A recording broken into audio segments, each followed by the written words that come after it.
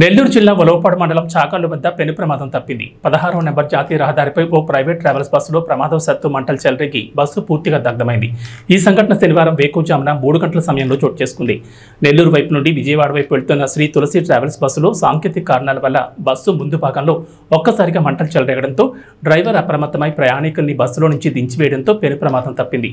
విషయం తెలుసుకుని సంఘటనా స్థలానికి చేరుకున్న ఫైర్ సిబ్బంది మంటలార్పే ప్రయత్నం చేసినా బస్సు పూర్తిగా దగ్ధమైంది. ఈ ప్రమాదంలో ప్రయాణికులకు ఎటువంటి గాయాలు లేకుండా బయటపడడంతో ప్రయాణికులు ఊపిరి పీల్చుకున్నారు.